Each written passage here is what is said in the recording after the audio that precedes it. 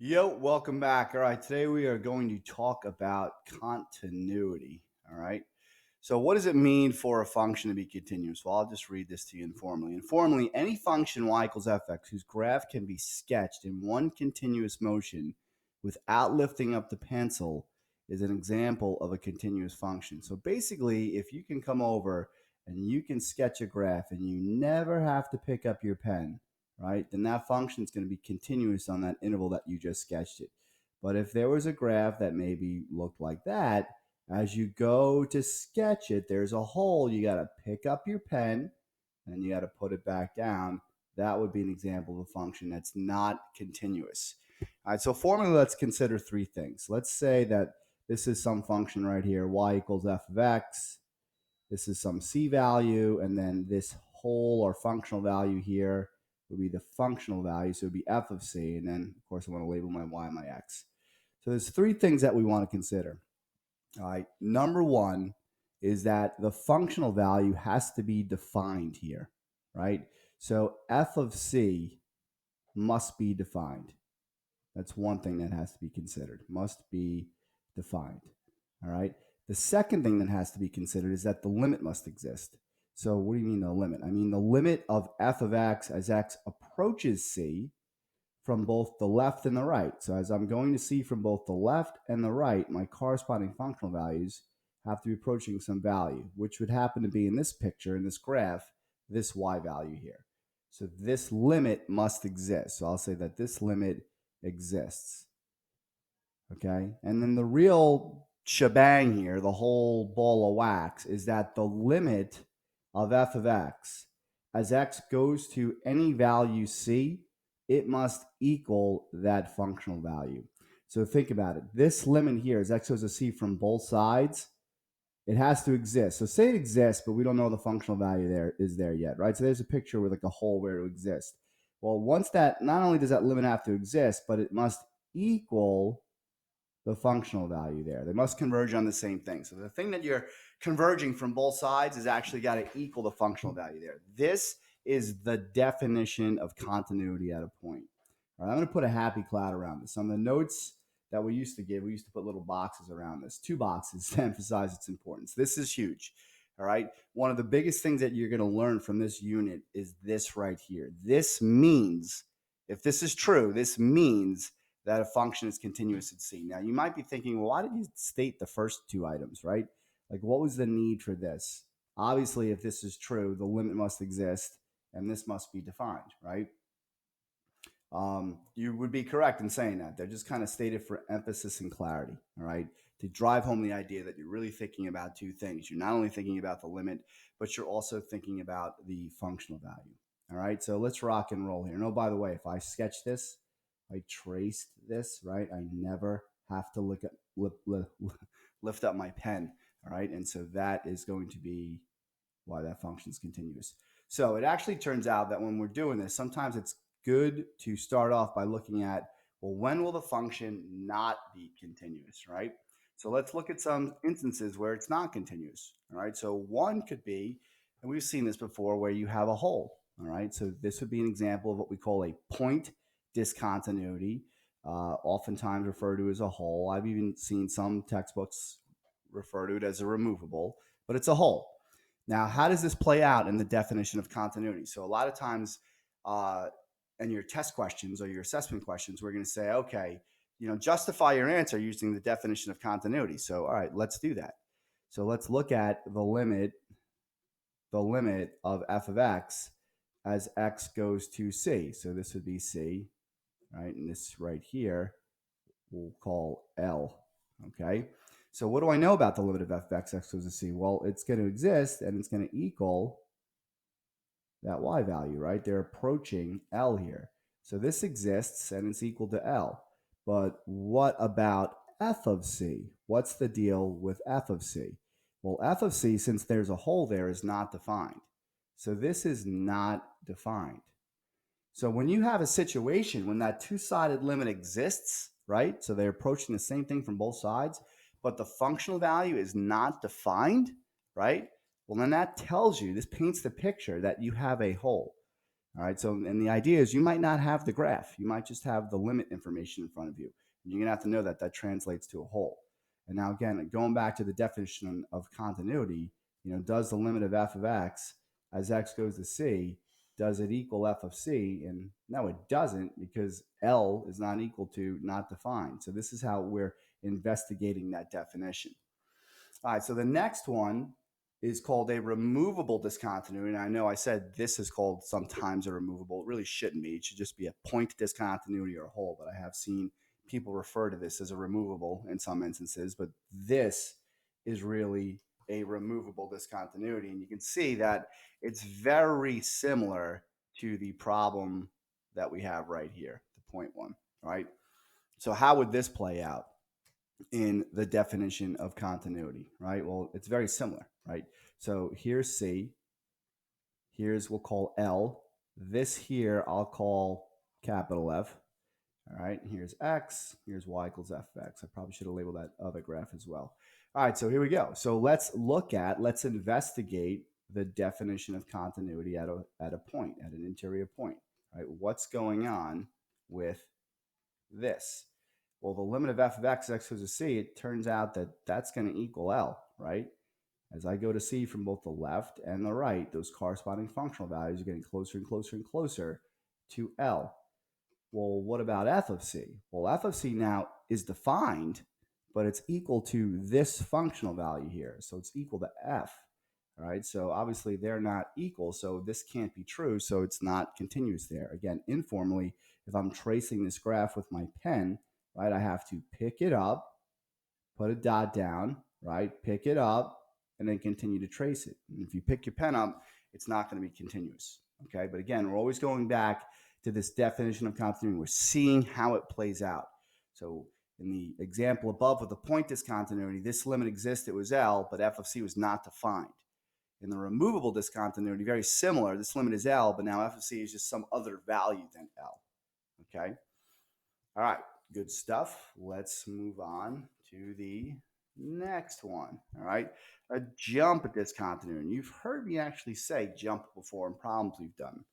So how would this play out in the definition of continuity? So here's C, right? This might be, I'll call that L, and maybe I'll call that R. I'm just making things up here. This is Y, this is X, this is Y equals F of X.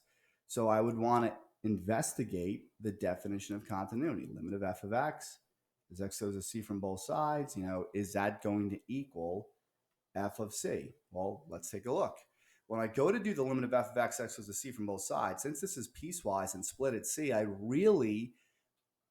can't do it right away, right? I have to look at the one-sided limit. So right from here and looking at the picture, I would be like, all right, well, I need to do the limit of f of x as x goes to c from the right.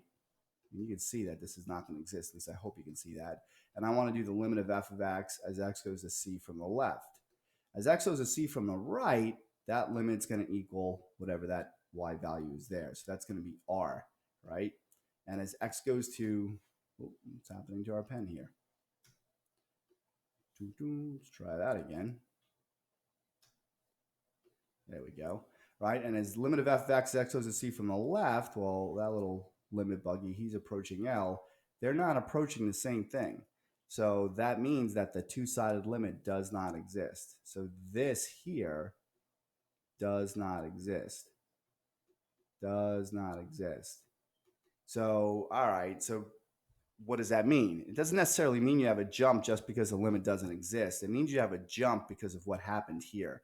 When the right-handed limit and the left-handed limit, when they exist and they're approaching different values, this tells you you have a jump, all right? So this tells us we have a jump. Now, that's really everything in this particular problem. This isn't so important, right? Because in this case, f of c would happen to equal r, but the limit didn't exist, so that doesn't matter. So obviously, this isn't going to happen here. But you could also have a situation where maybe this is also a hole and there's a dot somewhere else.